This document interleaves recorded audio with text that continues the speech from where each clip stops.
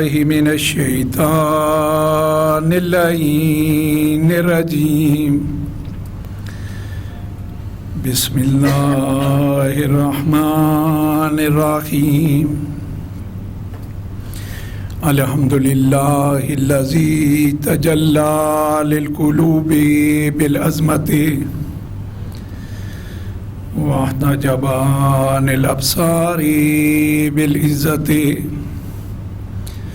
واقتدر على الأشياء بالقدرة والصلاة والسلام على أشرف الأنبياء والمرسلين حبیب الہنا و طبیب نفوسنا و شفیع ذنوبنا بالقاسم محمد صلی علی محمد و آل محمد و اہل بیتہ الطیبین الطاہرین المعصومین المظلومین و لعنت اللہ علی اعدائہم من یوم عداوتہم الى قیام یوم الدین اما بعد فقد قال اللہ تبارک و تعالی فی محکم کتابہ اعوذ باللہ من الشیطان اللعین الرجیم بسم اللہ الرحمن الرحیم وما خلقت الجن والانس الا لیعبدون بر محمد و آل محمد صلوات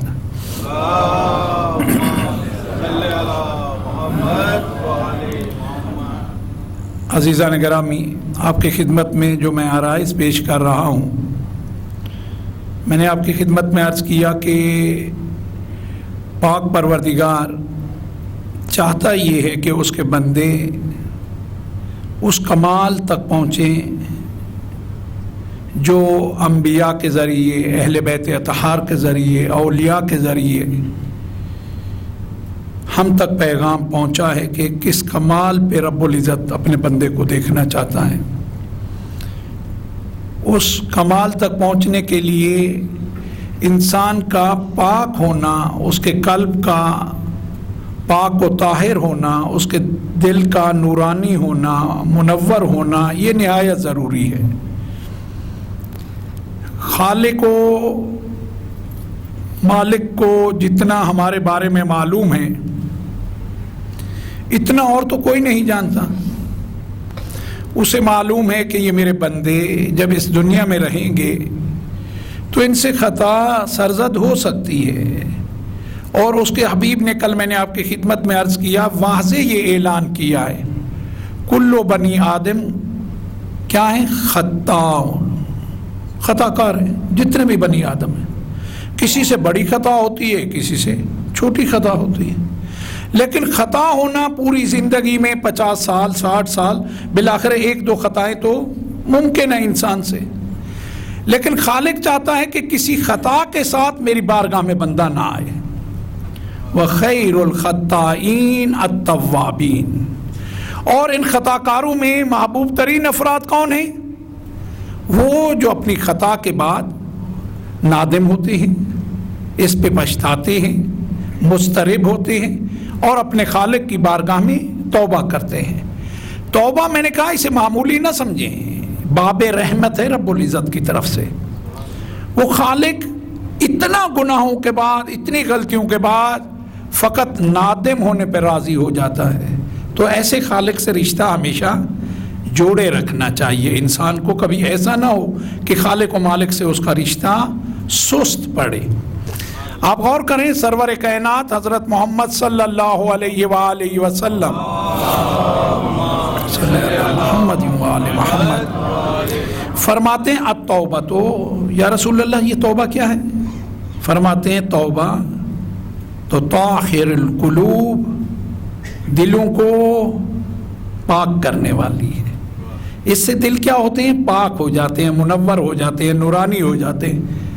وہاں یغسل الذنوب، گناہوں کو توبہ دھو دیتی ہے۔ آپ نے دیکھا کہ جب کسی چیز کو دھویا جائے، اس کے اوپر جو بھی نامطلوب چیزیں ہیں وہ آلودہ ہے جن چیزوں سے ظرف، اگر اسے دھو دیں تو پھر اس آلودگی کا کوئی علامت نہیں رہتی۔ کہا یہ توبہ وہ چیز ہے کہ پھر اس کے بعد بندہ آلودہ نہیں رہتا. اسی کو دوسرے مقام پہ کہا ہے التائب من الذنب کمن لا ذنب لہ. گناہوں سے توبہ کرنے والا فرد لوگ کچھ کہتے رہے، خالق و مالک کہتا ہے میرے حبیب کہہ دو کہ میرے نزدیک ایسے ہے جیسے اس نے گناہ کیا ہی نہیں ہے. کل میں نے عرض کیا حتیٰ فرشتوں کو حکم دے دیا جاتا ہے کہ اس کے نامہ اعمال سے اس کو خط لگا دو اور ختم کر دو. جس زمین پہ وہ گناہ سرزد ہوا ہوتا ہے خالق و مالک اس زمین کو حکم دیتا ہے کہ اب تم اسے بلا دو.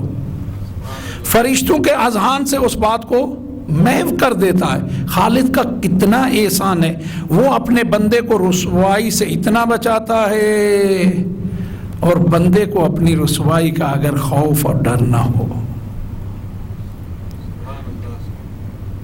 ہمیں آپ کو ضرورت یہ ہے کہ اگر کوئی بھی عمل ایسا کیا ہے جس پہ ہمیں ڈاؤٹ ہے، شک ہے، حد اقل اتنا ہماری فکر پاکیزہ ہونی چاہیے کہ اس کے بارے میں دیکھیں اہل بیت اطہار کیا فرماتے ہیں.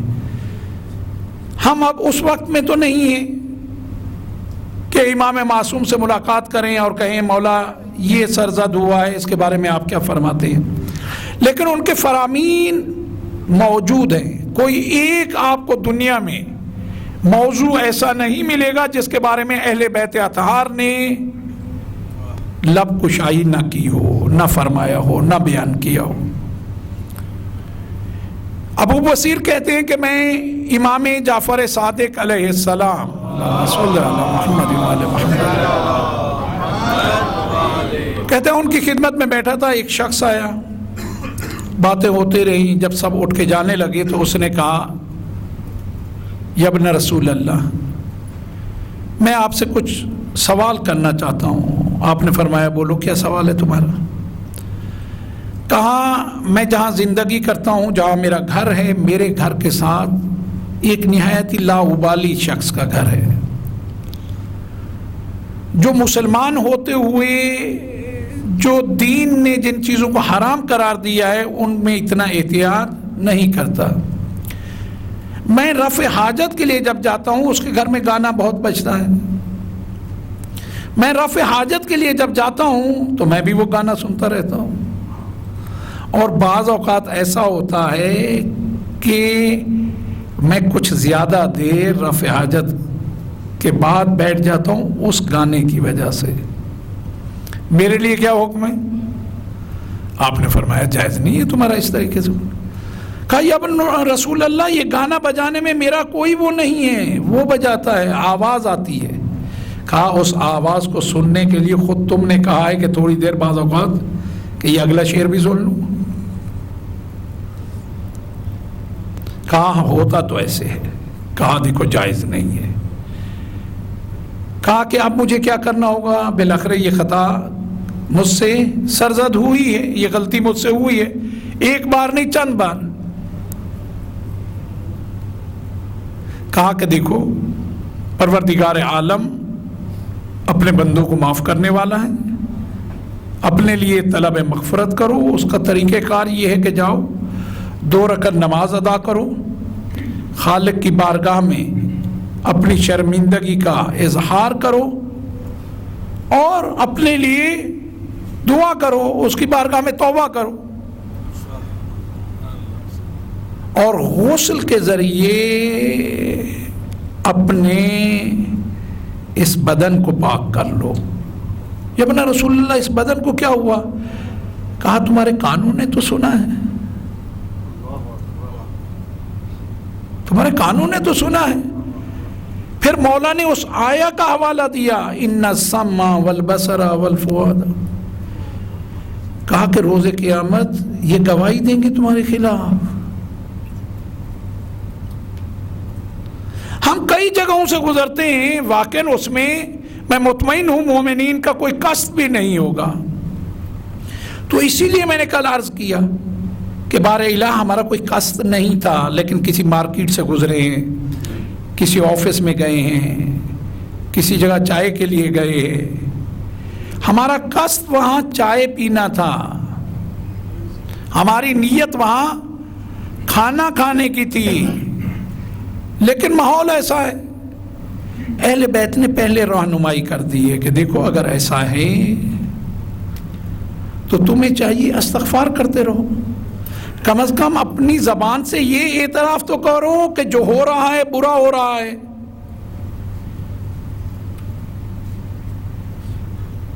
امام سے کسی نے پوچھا ان برائیوں کے حوالے سے، کہا برے افراد کا وہ نہیں ہے، مشکل یہ ہے کہ اچھے افراد اس برائی کے خلاف آواز نہیں اٹھاتے۔ حد عقل میں کہتا ہوں اپنے گھر تک تو آپ کو اور مجھ میں اتنا اختیار ہونا چاہیے۔ ٹھیک ہے، اب کوئی ایک گھر ایسا نہیں ہے کہ جہاں یہ ٹی وی وغیرہ یہ چیزیں نہیں ہوں۔ اب تو ٹی وی اگر نہیں بھی ہو، خود یہ موبائل جو ہے یہ ہزارہا چیز کا ایک مجموعہ ہے۔ پہلے کیمرہ ہوا کرتا تھا اتنا بڑا، ریڈیو ہوا کرتا تھا اس سائز کا، ٹیپ ریکارڈ ہوتا تھا اس سائز کا، یہ ساری چیزیں اب جیب میں آ گئی ہیں۔ لیکن اتنا اختیار تو ہے کہ بچوں کو یہ بتائیں، سمجھائیں، جو ہماری ذمہ داری ہے کہ بیٹا کون سے پروگرام تمہیں دیکھنے چاہیے، کن پروگراموں کو نہیں دیکھنا چاہیے۔ گھر میں حد عقل جس وقت گانا بجانا یا میوزک وغیرہ ہے اس وقت تھوڑا آواز بند کر دو اتنی دیر کے لیے۔ آپ یقین جانیں بچے آپ کی اطاعت کرنے کے لیے تیار ہیں، آپ کو لب کشائی کرنی ہے، آپ کو اتنا زحمت کرنی ہے۔ بچے جتنا آپ سے محبت کرتے ہیں، جتنا آپ کا احترام کرتے ہیں، آپ جب کہتے ہو نا بیٹا یہ اچھی چیز نہیں ہے، اور کل کو پھر ہو رہی ہو تو بچہ خود کہتا ہے بابا آپ نے بتایا تھا یہ اچھی چیز نہیں ہے۔ خالق نے اس بچے کو بنایا ایسا ہے کہ آپ کا مطیع رہے، آپ کا فرما بردار رہے، اس کے دل میں آپ کے احترام بھی رکھا ہے، محبت بھی رکھی ہے۔ قُوا أَنفُسَكُمْ وَأَهْلِيكُمْ نَارًا، یہ ہر ایک کی ذمہ داری ہے، مولانا کی ذمہ داری نہیں ہے، ہر فرد کی۔ مولانا کو بھی اپنے گھر میں یہ انجام دینا ہے، اور ہر فرد کو قُوا أَنفُسَكُمْ وَأَهْلِيكُمْ نَارًا، اے میرے بندو سب سے پہلے اپنی ذات کو۔ اسلام نے جو راہ بتائی ہے اس کو کبھی نہیں بلانا۔ قُوا أَنفُسَكُمْ، سب سے پہلے اپنی ذات کو، اس کے بعد اہل و عیال کو۔ میں کہتا ہوں اگر ہم اپنی ذات کو ان چیزوں سے بچانا شروع کر دیں جن سے بچنا ضروری ہے، شاید پھر زبان سے اپنے اہل و عیال کو کہنے کی ضرورت بھی نہ پڑے۔ اللہم صلی علی محمد وآل محمد وعجل فرجہم۔ عزیزان گرامی، مشکل یہ ہے کہ جو راہ بتائی گئی ہے اسے ہم نے چھوڑ دیا ہے۔ کہا کہ پہلے تمہیں اپنے آپ کو سدھارنا ہے، جب تک تم اپنے اوپر محنت نہیں کرتے دوسروں کے لیے تمہیں حق ہی نہیں ہے۔ دین اسلام حق ہی نہیں دیتا،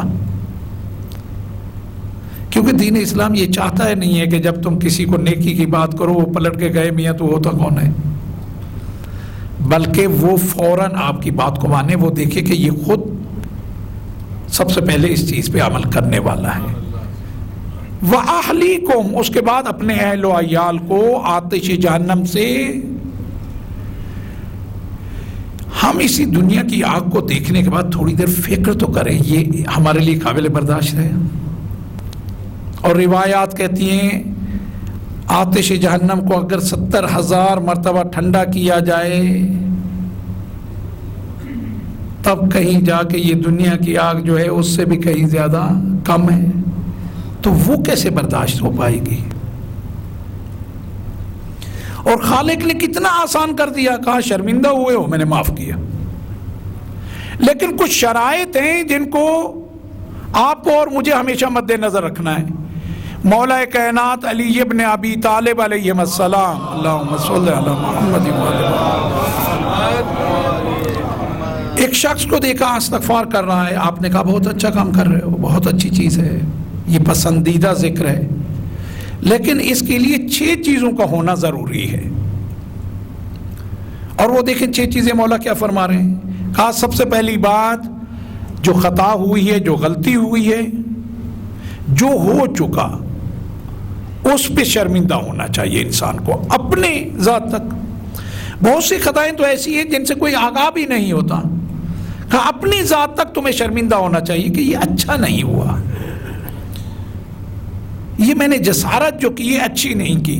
میں ہمیشہ کہتا ہوں کہ ایک 5 سالہ 6 سالہ بچہ جس میں کوئی طاقت، آپ کے مقابلے میں کوئی اس میں طاقت نہیں ہے، آپ جتنا اس میں شعور نہیں ہے، اس 5 سالے بچے کے سامنے ہم میں سے کوئی جتنا بڑا پہلوان بھی ہو، ہر اعتبار سے پہلوان، جسم کے اعتبار سے، مال کے اعتبار سے، ہر اعتبار سے پہلوان بھی ہو، اس کے سامنے کوئی ایسا اخلاقی کام جو اخلاق سے گرا ہوا ہو نہیں کرے گا۔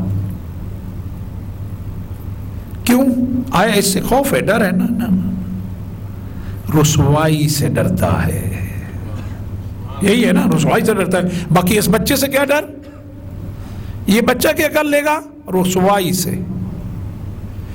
تو اس خالق و مالک کے بارے میں، یہ تو اس کے بارے میں تو ایمان ہے اپنا کہ وہ سب دیکھ رہا ہے، وہ حاضر و ناظر ہے۔ کہا سب سے پہلے مرحلے پہ ندامت ہونی چاہیے کہ یہ میں نے بہت غلط کیا، خالق دیکھ رہا تھا اور میں نے یہ سب کیا۔ مولا اور کیا چیز مد نظر رکھنی چاہیے استغفار کرنے سے پہلے؟ کہا ایک ارادہ تو ضرور کرو کہ پھر انشاءاللہ تعالی یہ غلطی دوبارہ سرزد نہ ہوگی، ارادہ تو کرو۔ نیت کرنے میں کیا جاتا ہے؟ نیت جو ہے نا بہت اہم چیز ہے، اعمال کا دار و مدار ہی اسی نیت پہ ہے۔ تم یہ نیت تو کرو کہ جو ہوا ہوا، اب انشاءاللہ تعالیٰ اپنی پوری توانائی کے ساتھ کوشش کروں گا کہ یہ غلطی دوبارہ سرزد نہ ہو۔ تیسری چیز مولا کیا مد نظر رکھنی ہے؟ کہا یہ بھی ہمیشہ مد نظر رکھنا کہ حقوق العباد سے اگر مربوط ہو وہ غلطی تو ان کو پورا کیے بغیر توبہ قبول نہیں ہونے والی۔ فرض کریں آپ نے کسی کا قرض کسی سے لیا، واپس نہیں کر رہے ہو، کہو یا اللہ میں بہت نادم ہوں، بہت شرمندہ ہوں، لیکن اس کا قرض بھی نہیں دو۔ یہ بھی ارادہ کر لو پھر قرض نہیں لوں گا، پھر نہیں لوگے، جو لیا ہے اس کو جب تک نہیں دو گے معافی کی کوئی گنجائش نہیں ہے۔ حقوق اللہ میں اگر کوئی حقوق رہ گئے ہیں، میری نماز رہ گئی، میں شرمندہ ہوں، بار الہ یہ نماز تو مجھے فائدہ دینے والی تھی، میں نے اپنا بھی نقصان کیا، تیری حکم عدولی بھی کی، بار الہ انشاءاللہ اب کبھی نماز قضا نہیں ہونے پائے گی، لیکن جو قضا ہو گئی ہے اس کو بھی ادا کرنا ہے۔ کوئی روزہ رہ گیا ہے، بار الہ مجھ سے کہیں کمزور، کہیں چھوٹے، کہیں ضعیف لوگ روزہ رکھ رہے تھے، مجھے شیطان نے یہ چکر دیا، آج بہر بہت گرمی ہوگی، آج روزہ، غلطی ہو گئی، خالق نے معاف بھی کر دینا ہے، وہ بہت کریم ہے۔ ابھی آپ کو میں جو واقعہ سنانے چلا ہوں کہ خالق کیسے کیسے گناہ معاف کر دیتا ہے، تو خالق کی رحمت کا اندازہ تب انسان کرے۔ خدا معاف کر دے گا لیکن حقوق اللہ جو ہیں ان کو ادا کرنا ہوگا۔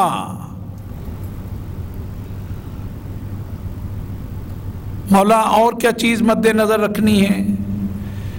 کہا اس کے بعد تمہیں یہ مد نظر رکھنا ہے کہ یہ جسم پہ جو گوشت پوست اگر مال حرام سے چڑھا ہے تو اب اتنی زحمتیں اٹھانی ہیں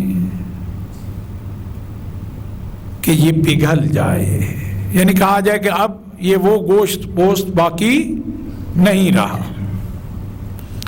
آخری چیز چھٹی جو مولا کہتے ہیں کہ تمہیں، کہا جس طرح حرام سے لطف اندوز ہوتے تھے، اب حلال کے لیے جو سختیاں اٹھانی ہیں اس کی اپنی جسم کو عادت دینا شروع کر دو۔ پہلے یہ تھا کہ مست پڑی ہے،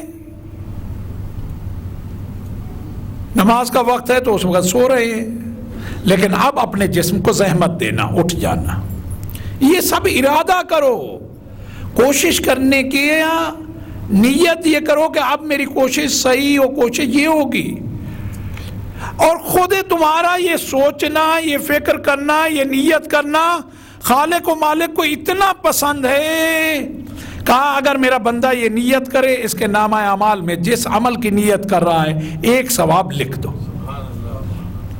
نیت کی ہے، ابھی عمل نہیں کیا، کہا میرے بندے نے نیت کی ہے، بہت خوبصورت نیت کی ہے، جس عمل کے بارے میں نیت کی ہے، کیا ہی اچھا ہے، نیت کر کے تو کچھ کما لو کہ اب میں نماز شب ترک نہیں کروں گا، کہا نماز شب پڑھنے کا ثواب لکھ دو، اگر پڑھ لیا تو کئی برابر کا ثواب لکھ دو، میرے بندے نے جو ارادہ کیا تھا اس پہ عمل بھی کیا ہے۔ اور خدا نہ خواستہ اگر کسی گناہ کے بارے میں سوچا ہے، کہا جب تک انجام نہیں دے گا خبردار میرے بندے کا نہیں لکھنا۔ کتنا کریم ہے خالق، کتنا رحیم ہے خالق۔ پیغمبر اکرم ہے، مسجد نبوی میں تشریف فرما ہے، کسی وقت آپ کے اصحاب میں سے معاذ ابن جبل، کون؟ معاذ ابن جبل آیا اور روتے ہوئے آیا، سلام کیا، جواب ملا، پیغمبر اکرم نے فرمایا معاذ خیریت تو ہے، اتنا گریہ کر رہے ہو، تمہارے گریہ کا سبب؟ کہا یا رسول اللہ مسجد کے در پہ ایک نوجوان کھڑا ہے جو نہایت خوبصورت ہے، اتنا گریہ کر رہا ہے جیسے بوڑھی ماں جوان بیٹے کو روتی ہے، اس کا رونا دیکھ کے مجھ سے برداشت نہیں ہوا۔ یعنی آپ خود غور کرو کہ یہ کتنا رو رہا ہوگا کہ اس کے رونے کو دیکھ کے اس صحابی کو، معاذ ابن جبل کو رونا آ گیا، کتنا رو رہا ہوگا۔ کہا کہ وہ آپ سے ملنا چاہتا ہے، کہا معاذ اسے بلا کے لے آؤ، کیا بات ہے۔ جناب معاذ دوبارہ باہر گئے، اس جوان کو لے کے آئے، جب وہ آیا تو سلام کیا، سلام کا اسے جواب دیا گیا۔ رسول اللہ نے کہا اے جوان تجھے کس چیز نے رلایا ہے، تم کیوں رو رہے ہو؟ کہا یا رسول اللہ میں کیسے نہ روؤں، میں کیسے نہ روؤں۔ روتا جا رہا ہے اور اپنے جملے زبان پہ اس کے جاری ہیں، یا رسول اللہ میں کیسے نہ روؤں، مجھ سے اتنا بڑا گناہ سرزد ہوا ہے جس کا تصور کر کے انسان کانپ جاتے ہیں، میں وہ انجام دے بیٹھا ہوں۔ آپ اس واقعے کو دیکھیں اور خالق کی رحمت کو دیکھیں، اس کی رحمت سے کبھی مایوس نہ ہو، وہ کریم ہے، وہ رحیم ہے۔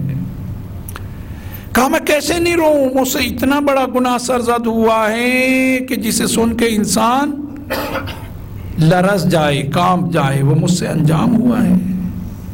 مجھے ایسا لگتا ہے کہ اب بخشش کی کوئی راہ نہیں ہے، مغفرت کی راہ نہیں ہے، آپ رحمت للعالمین ہیں، آپ کی خدمت میں آیا ہوں، شاید کوئی راہ نظر آئے۔ کہا مجھے تو کچھ راہ نظر نہیں آتی۔ رسول اللہ نے کہا تو اتنا گریہ کر رہا ہے، آیا تو شرک کا مرتکب ہوا ہے؟ کہا نہیں میں شرک کا مرتکب نہیں ہوا۔ تو کہا پھر تیرے گناہ ان پہاڑوں سے جو اس زمین پہ ہیں اس سے عظیم ہیں؟ کہا یا رسول اللہ جو میں نے کیا ہے وہ ان پہاڑوں سے بھی عظیم ہے۔ کہتے ہیں جیسے کہا رسول خدا نے سر نیچے کر لیا، تھوڑی دیر کے بعد سر اٹھایا، کہا کیا کہا تم نے، تمہارا گناہ ان پہاڑوں سے بھی عظیم ہے؟ کہا ہاں ان سے عظیم ہے۔ تو کہا پھر بھی خالق کی رحمت کہیں زیادہ ہے، وہ تمہیں بخش دے گا۔ کہا نہیں یا رسول اللہ میرا گناہ بہت شدید ہے۔ کہا یہ بتاؤ تمہارا گناہ زمین و آسمان کی وسعت سے بھی بڑھ کے ہے؟ کہا ہاں یا رسول اللہ میرا گناہ اتنا بڑا ہے کہ زمین و آسمان کی وسعت بھی اس سے چھوٹی ہوگی۔ کہا جو زمین پہ مخلوق ہے اس ساری مخلوق سے، کہا اس سے بھی بڑھ کے۔ سب کے سب متوجہ ہیں کہ یہ کہنا کیا چاہتا ہے، اس سے غلطی سرزد ہوئی کیا ہے۔ کہا آسمان پہ جو ستارے ہیں، یہ چاند و سورج ہیں، ان سے بھی بڑا ہے۔ میں کہتا ہوں وہ اگر نہیں سمجھتا ہو کہ آسمان پہ کتنے ستارے ہیں، رسول اللہ کو تو معلوم تھا۔ کہا اس سے بھی بڑھ کے، کہا یہ دریا و سمندر اس کی مخلوق کا اس سے بھی بڑھ کے۔ گریہ کرتا جا رہا ہے، رسول خدا سوال کرتے جا رہے ہیں۔ آخر میں رسول اللہ نے کہا لوح و کرسی سے بھی، عرش و کرسی سے بھی، کہا اس سے بھی بڑھ کے۔ اب رسول اللہ نے ناراضگی کا اظہار کیا، کہا مجھے یہ بتا تیرا گناہ بڑا ہے یا پاک پروردگار کی رحمت زیادہ ہے؟ سبحان اللہ سبحان اللہ۔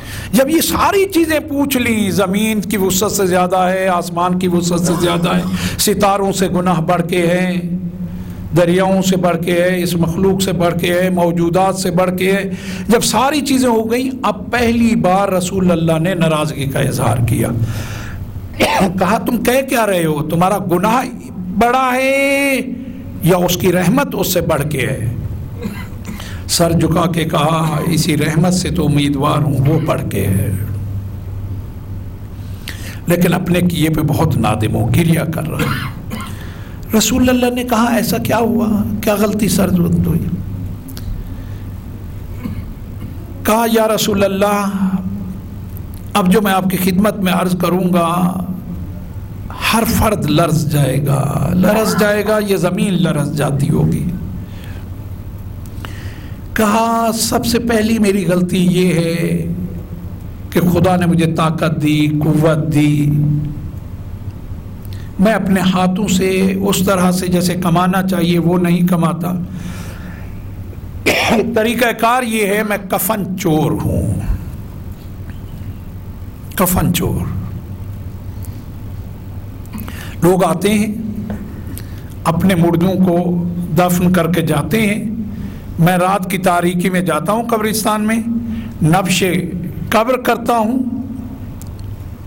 اور یہ جسارت کرتا ہوں کہ ان کا کفن ان کے بدن سے جدا کر لیتا ہوں، اس سے پہلے کہ میلا ہو میں اس بدن کو پہلی رات ہی کیا کرتا ہوں، ان کے بدن سے جدا کر لیتا ہوں،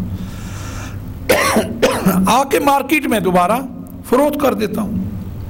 خود یہ میرا عمل انتہا درجے کا برا عمل ہے، لیکن جب انسان برائی میں جاتا ہے نا اور جلدی اپنے آپ کو نہیں سنبھالتا، شیطان مردود کا کام یہ ہے، کیا کہا؟ قال فبعزتک لأغوینہم اجمعین، بار الہ تیری عزت کی قسم ہے تیرے بندوں کو کیا کروں گا؟ گمراہ کروں گا۔ کل میں نے آپ کی خدمت میں عرض کیا کہ پیغمبر اکرم سے روایت ہے جب نکالا جا رہا تھا کہا کہ جب تک تیرے بندوں کے جسم میں روح رہے گی میں گمراہ کرتا رہوں گا۔ خالق کتنا کریم ہے، وہی جواب دیا، کہا جب تک میرے بندے غلطی کے بعد مجھ سے طلب مغفرت کرتے رہیں گے میں معاف کرتا رہوں گا۔ آپ سے اور مجھ سے غلطی ہو سکتی ہے، ہوتی رہتی ہے، کوشش کریں غلطی کا جلد سے جلد ازالہ کر دیں۔ کفن ایک دفعہ چرایا، دو دفعہ، یہ کرتے کرتے بڑھتا گیا، اب دل سیاہ ہوتا جا رہا ہے، گناہ جتنا بڑھتے جاتے ہیں دل سیاہ ہوتا جاتا ہے۔ یہ دل جب سیاہ ہوتا جائے، جب دل نورانی نہ رہے تو پھر بہت سی چیزیں سمجھ نہیں آتی، کرنے کے بعد بھی سمجھ نہیں آتی۔ نور ہو تو انسان کو آگاہ کرے، ظلمت میں انسان کو کیا پتہ چلے گا، اندھیرے میں کیا، اندھیرے میں تو کچھ نظر ہی نہیں آتا۔ اسی لیے جو سب سے پہلے میں نے روایت آپ کی خدمت میں عرض کی، التوبہ تو یا رسول اللہ یہ توبہ کیا ہے؟ فرمایا التوبہ تو طاہر القلوب، دلوں کو پاکیزہ کرتی ہے، دلوں کو منور کرتی ہے۔ توبہ کر لو، وَيَغْسِلُ الذُّنُوبَ، اور گناہوں کو دھو دیتی ہے، صاف کر دیتی ہے۔ غلطی ہوئی وہ خالق معاف کرنے والا ہے، کو بار الہ غلطی ہو گئی ہے معاف کر دے۔ اپنے دل پہ اس سیاہی کو نہ آنے دو، اس سے بچنے کی کوشش کرو۔ یہ دل اگر سیاہ ہوتا گیا تو پھر کچھ، یہ دل سیاہ ہونے کے بعد مجھے یہ بتائے کوئی انسان ہو، مجھے مسلم غیر مسلم اس سے بھی تلو، انسان ہو، بیما ہوا انسان جو کربلا میں ہوا ہے، یہ انسان ایسے کر سکتا ہے؟ یہ حیوانوں سے پستر ہیں، ان کے دل سیاہ ہیں۔ دل کو سیاہ ہونے سے بچائیں۔ کہا کہ میں یہ تو کرتا تھا، یہ غلطی تو کرتا تھا، لیکن کل رات مجھ سے بہت بڑی غلطی ہو گئی، میں نبش قبر میں نے کی، چاندنی رات تھی، میں نے دیکھا کہ جسے دفن کیا گیا ہے وہ نوجوان لڑکی ہے۔ شیطان مردود نے جب میں نے کفن اتارا تو میری توجہ کسی اور طرف کر دی۔ یا رسول اللہ، مجھ سے وہ غلطی ہوئی جس سے اس وقت میں مطمئن ہوں کہ زمین کانپ رہی ہے۔ زمین جب میں اس پہ چلتا ہوں گا تو زمین مجھے بد دعا دیتی ہوگی کہ کتنا کثیف فرد میرے اوپر چل رہا ہے۔ رسول خدا جو ابھی تک رحمت کی بات ہو رہی تھی، کہا ہم سے جلدی دور ہو جاؤ، تم پہ تو ایسا عذاب نازل ہو سکتا ہے جو ساتھ والوں کو بھی جلا کے راکھ کر دے گا۔ اور ساتھ ہی ساتھ رحمت للعالمین ہے، اشارہ بھی کر دیا، کہا سب سے دور ہو جاؤ اور رب العزت کی بارگاہ میں تم ہو اور تم اپنی بات کرو، لوگوں کے درمیان نہ رہو، نہیں تو اس کا عذاب دوسروں کو بھی گھیر لے گا۔ یہ نوجوان روتے روتے باہر نکل گیا مسجد سے، اور کہتے ہیں کہ رسول اللہ کی کیفیت یہ تھی کہ مسلسل رو رہے تھے اور سجدے میں چلے گئے۔ بار الہ،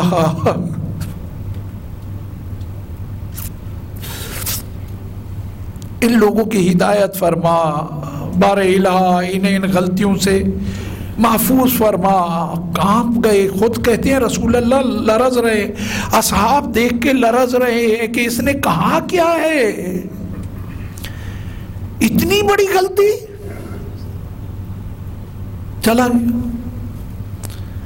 بیابان میں چلا گیا، وہاں دن رات اس کا کام ہے، اب گریا کرتا ہے۔ گریا کرتے ہوئے پتہ کیا کہہ رہے رب العزت سے؟ کہا کہ تو نے مجھے اشرف المخلوقات میں سے بنایا، تمام موجودات میں مجھے یہ فضل و کرم دیا، جوانی دی، حسن دیا، اور بار الہ اس کے مقابلے میں نے کیا کیا؟ یہ کہیں اور گریا کرتا جا رہا ہے، روتا جا رہا ہے، اور ورد زبان ہے اس کا، یا من لہ الدنیا والآخرہ ارحم من لیس لہ الدنیا والآخرہ۔ اے وہ ذات جس کے اختیار میں دنیا و آخرت ہے، رحم کر اس پہ جس کے پاس کچھ بھی نہیں رہا۔ بار الہ شرمندہ ہوں۔ کہتے ہیں کہ کافی مدت گزر گئی، اس کا کام یہی ہے، گریا کر رہا ہے، رو رہا ہے۔ کیفیت یہ ہے کہ جسم جو ابھی میں نے کہا، مولا نے جو کہا، گوشت کم ہونے لگا، ضعف ہے، کمزوری ہے، لیکن اب کام یہی ہے کہ وقت پہ فقط نماز پڑھتا ہے اور اس کے بعد سجدے میں ہے، گریا کرتا رہتا ہے۔ بار الہ یہ ہوا کیا ہے مجھ سے؟ یہ زمین میرا بوجھ برداشت نہیں کرتی ہوگی، آسمان مجھ پہ لان کرتا ہوگا، تیرے فرشتے نے جب لکھا ہوگا تو کیا لکھا ہوگا؟ بار الہ مجھے کہیں نجات نظر نہیں آتی۔ وہ خدا کتنا کریم ہے جو ایسے سنگین جرم کو بھی معاف کر دیتا ہے اگر بندہ صحیح معنی میں اس کی خدمت میں چلا جائے۔ رسول اللہ جناب ام سلمہ کے گھر میں جناب جبرائیل آپ کی خدمت میں حاضر ہوئے اور اس آیت کو لے کے آئے کہ میرے وہ بندے جو اپنے اوپر ظلم کرتے ہیں اپنے نفس پہ، گناہوں میں مبتلا ہو جاتے ہیں اور اس کے بعد پچھتا کے میری بارگاہ میں حاضر ہو کے مجھ سے معافی طلب کرتے ہیں، میں خدا انہیں معاف کر دیتا ہوں۔ کہا یا رسول اللہ، رب العزت کہہ رہا ہے کہ میں نے اس بندے کو، اس جوان کو معاف کر دیا، آپ خود جا کے اسے یہ خبر دیں۔ رسول اللہ گھر سے باہر آئے، جیسے ہی باہر آئے کہا کوئی مجھے اس جوان کی خبر دے سکتا ہے چند دن پہلے جو آیا تھا؟ کہتے ہیں اسی معاذ نے کہا یا رسول اللہ، میں نے دیکھا تھا جب آپ نے کہا کہ یہاں سے دور ہو جاؤ، جو تم نے کیا ہے وہ جو قہر نازل ہوگا کوئی دوسرا بھی اس سے نہیں بچ سکے گا، وہ اس طرف گیا تھا۔ رسول اللہ نے کہا کہ میرے ساتھ چلو، اصحاب ساتھ ہو لیے۔ کہا یا رسول اللہ خیر تو ہے؟ کہا کہ جبرائیل یہ آیت بھی لے کے آیا ہے اور پیغام بھی لے کے آئے گا، اللہ نے اسے معاف کر دیا۔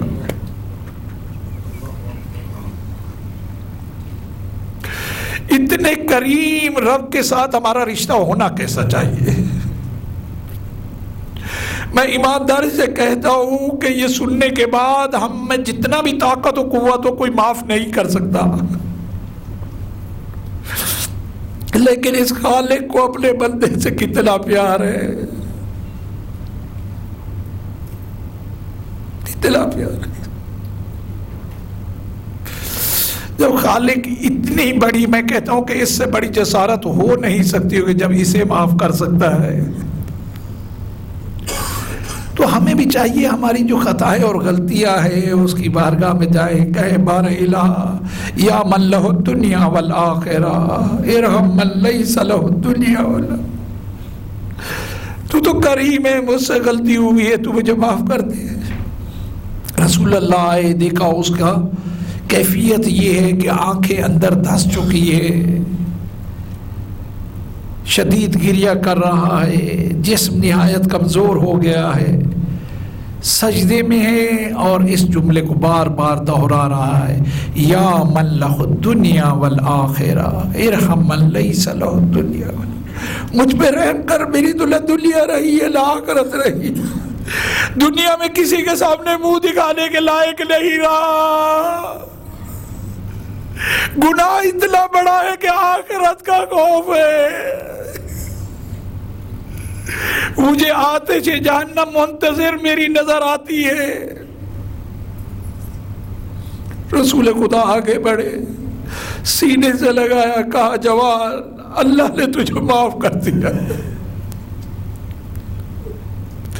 اور معاف بھی کس طرح کیا ہے؟ رحمت للعالمین سے کہا تم جاؤ اب اسے لے کے آؤ۔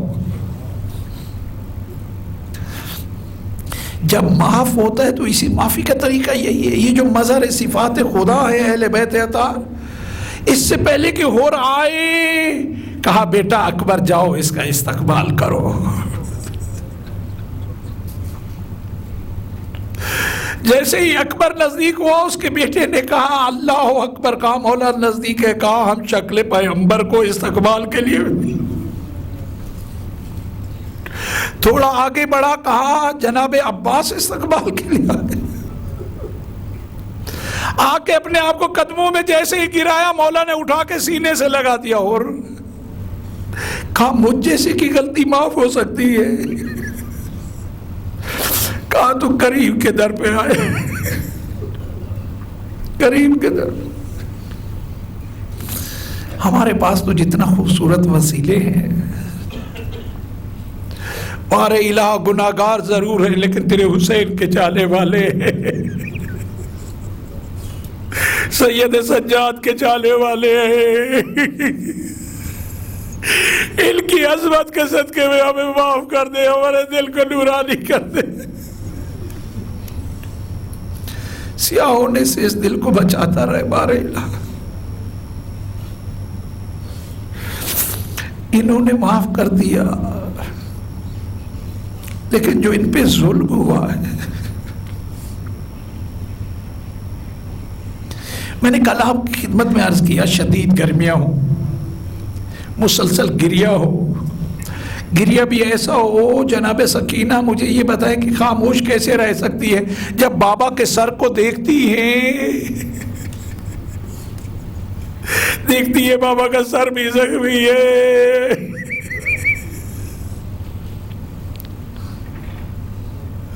اور اس کے باوجود بھی ظلم کیا جا رہا ہے۔ رو کے کیسے کہتی تھی، جیسے کہتی تھی ارے میرے بابا کو بے دردی سے قتل کر دیا گیا، پیاسا قتل کر دیا گیا۔ شمر آگے بڑھ کے تازیانے مارتا تھا اور گریا کرتی تھی اور رو کے کہتی تھی چچا ابا آپ دیکھتے ہو آپ کی سکینہ کو کتنا مارا جا رہا ہے۔ مسلسل گریہ کر رہی ہیں، جب مسلسل گریہ کر رہی ہیں تو پیاس بھی تو بڑھ رہی ہے۔ جب پیاس بڑھ رہی ہے تو اب کیفیت یہ ہے کہ راستے میں ایک جگہ قافلہ رکا، جب کوفہ سے آگے بڑھے ہیں اس ملعون نے شمر نے کیا کہا کہ اس وقت گرمی شدید ہے، قافلے کو روک دو، سب کو سائے میں، اپنے جتنے بھی ہیں سواریوں کو بھی سائے میں بٹھا دیا، سپاہیوں کو بھی سائے میں بٹھا دیا، اہل بیت اطہار کو دھوپ میں روک دیا۔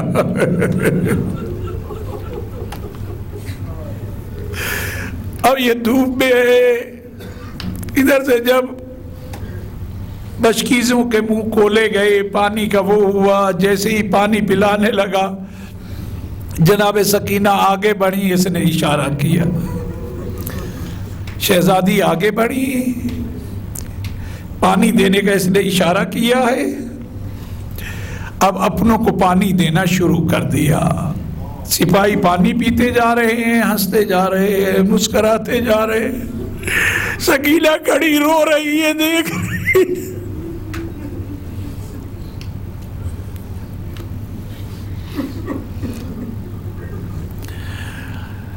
جیسے ہی اپنے سپاہیوں کو پانی پلا لیا، پھر سکینہ کو اس ملعون نے اشارہ کیا۔ اب بی بی گئی تو اس نے کیا کیا، جو اس کی سواریاں ہیں، اونٹ ہیں، گھوڑے ہیں، ان کو پانی پلانا شروع کر دیا۔ بچی پھر کھڑی رو رہی ہے۔ مجھے ایمانداری سے بتائیں اس منظر کو جب مولا حسین نو کے نیزہ سے دیکھتے ہوں گے،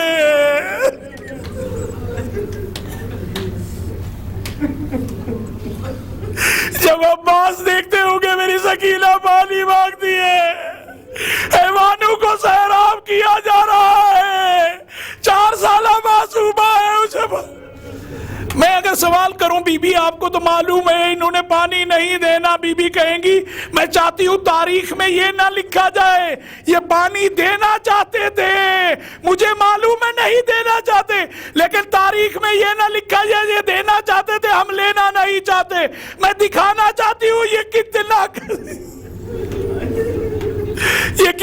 سخت دل ہے۔ اب جیسے ہی وہ کیا، جانوروں کو پلا لیا، حیوانوں کو پلا لیا، اب پھر سکینہ کو اشارہ کیا۔ اب جب بی بی گئی، جو پانی بچا تھا بی بی کے سامنے اس نے زمین پہ بہا دیا۔ رو کے سکینہ نے کہا ملعون تجھے بہا نہیں تھا، مجھے دیتی، میں بھائی سجاد کی بیڑیوں پہ ڈال دیتی، تجھے بہانا تھا تو میرے بھائیا کی بیڑیاں بہت گرم ہے، زنجیر بہت گرم ہے، تو کے کاردار بہت گرم ہے، ہمیں پینے نہ دیتا، تجھے بہانا ہی تھا۔ جب بی بی نے آگے ہو کے کچھ کہا، اس ملعون نے تازیہ نہ لیا۔ سید سجاد نے رو کے کہا ملعون ایک تو پانی نہیں دیتا، پھر میری بہن کو بلا کے پانی کا اشارہ کیوں کرتا ہے؟ اب اگر اس نے یہ کہا تجھے بہانا ہی تھا تو میں اپنے بھائی کے قدموں پہ بہا دیتی، تو اتنا تعزیہ کیوں مارتا ہے؟ سفر شروع ہوا۔ اب یہ آپ کو معلوم ہے کہ اگر کوئی بچہ بیٹھا ہو سواری پہ اور وہ گریہ کرے تو اونٹ تیزی سے دوڑتے ہیں، نہیں معلوم رستے میں کیا ہوا۔ ایک جگہ ایسا ہوا کہ مولا کا سر ہے جس نیزے پہ وہ زمین میں گڑ گیا۔ شمر ملعون نے کہا کہ کیوں رک گئے ہو؟ کہا جس نیزے پہ حسین کا سر ہے وہ زمین میں گڑ گیا ہے۔ کہا گڑ گیا تو نکالو۔ کہا جتنا کوشش کر رہے ہیں تمہاری طاقت کیا ہے؟ اگر حسین چاہے تو تمہاری طاقت کیا ہے؟ کہا جتنا زور لگایا ہے اس نیزے کو حرکت نہیں دے پا رہے۔ کہا تمہیں نہیں معلوم، مجھے معلوم ہے۔ تازیانہ لیا، سید سجاد کے قریب آیا، کچھ کہا نہیں، تازیانہ برسانا شروع کیا۔ سید سجاد نے کہا ملعون تو کس لیے مارتا ہے؟ کہا اپنے بابا سے پوچھو کہ سر حرکت کیوں نہیں کرتا۔ بابا کی طرف دیکھ کے رو کے سید سجاد نے کہا بابا اب میری پیٹھ برداشت نہیں کرتی۔ کہا بیٹا سجاد تمہیں نہیں معلوم، رات کے اندھیرے میں میری سکینہ جنگل میں تنہا ہے، جب تک سکینہ نہیں جنگل میں تنہا ہے۔ یہ کہنا تھا جناب زینب سلام اللہ علیہ نے سنا۔ عزیزوں سنو گے سواری سے اپنے آپ کو بلندی سے میں کہوں گا مولا عباس آپ ایک مرتبہ بلندی سے گرے، اس میری بیوی کو دیکھ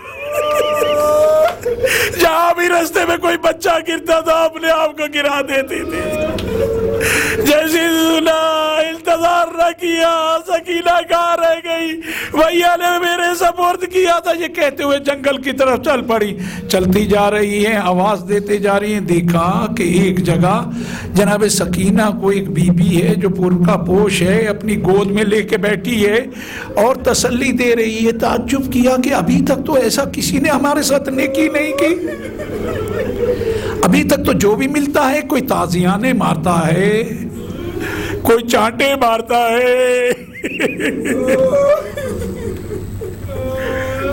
نزدیک ہوئی، سب سے پہلے جو جملہ زبان پہ آیا کہا بی بی تیرا بہت احسان ہے، میں وعدہ کرتی ہوں میری ماں فاطمہ الزہرا سلام اللہ علیہا تیری شفاعت کرے گی، تو نے اتنا نیکی کی۔ اس برقع پوش نے سر پیٹ کے کہا میں ہی تیری ماں ہوں۔ کہا ماں یا کہا جب سے مدینہ سے چلے ہو میں نے بقیہ کو چھوڑ دیا ہے۔ سکینہ کو لے کے آئی، اب جب لے کے آئی تو شمر ملعون نے کہا اب میں ایسا کام کروں گا کہ یہ بچی پھر گرے گی نہیں۔ ملعون کیا ایسا کام کرے گا؟ شہزادی نے کہا اسے میرے ساتھ رہنے دو، بچی ہے بغیر پلان کے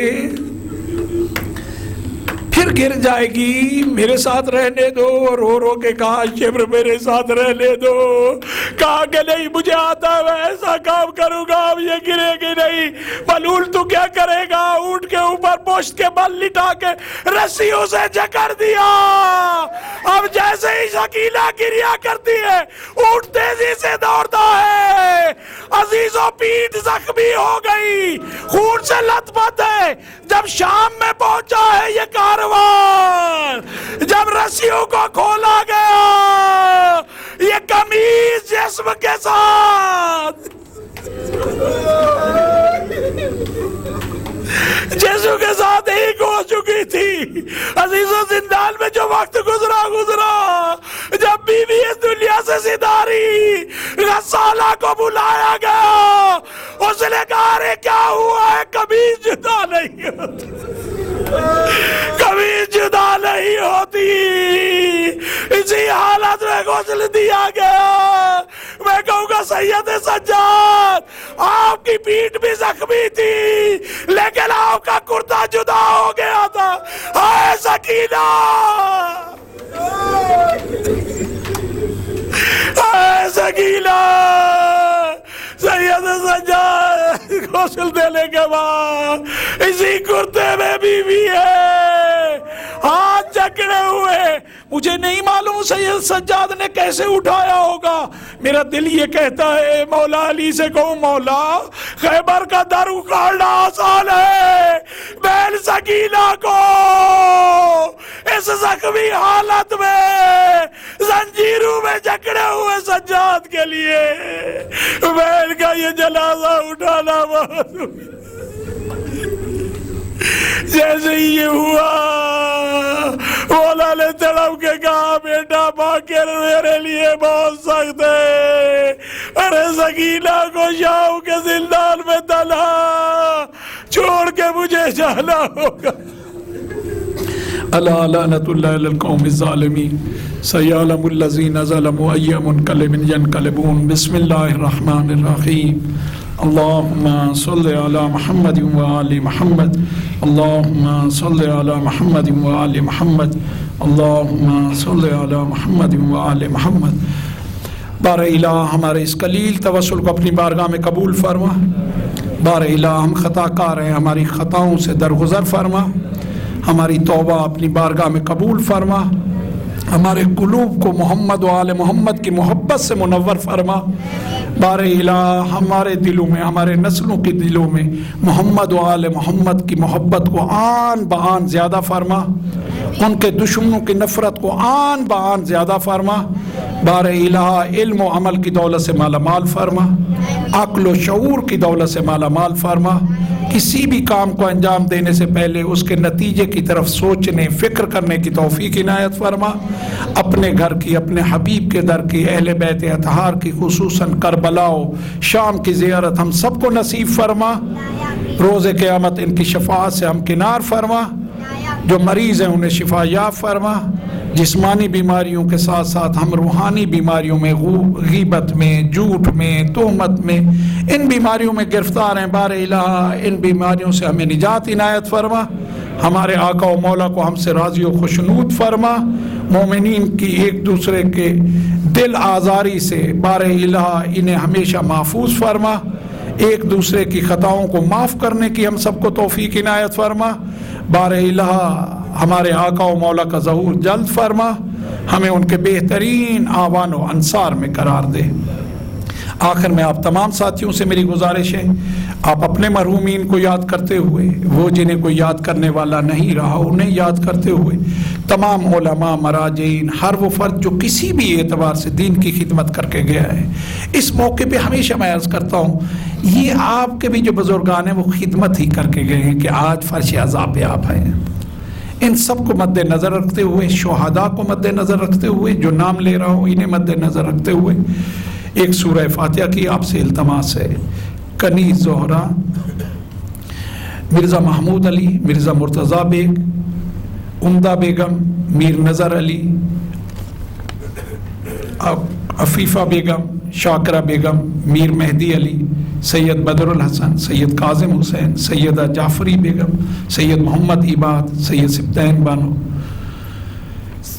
سید مہدی حسن، سیدہ زیب النساء بنت یاور حسین۔ بسم اللہ الرحمن الرحیم، الحمدللہ رب العالمین، الرحمن الرحیم، مالک یوم الدین، ایاک نعبد و ایاک نستعین، اہدنا الصراط المستقیم، صراط الذین انعمت علیہم غیر المغضوب علیہم ولا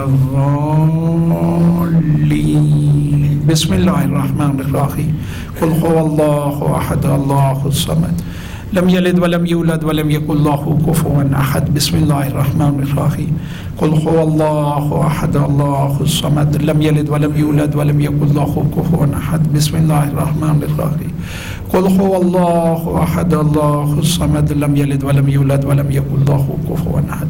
ماتم حسین یا حسین یا حسین یا حسین۔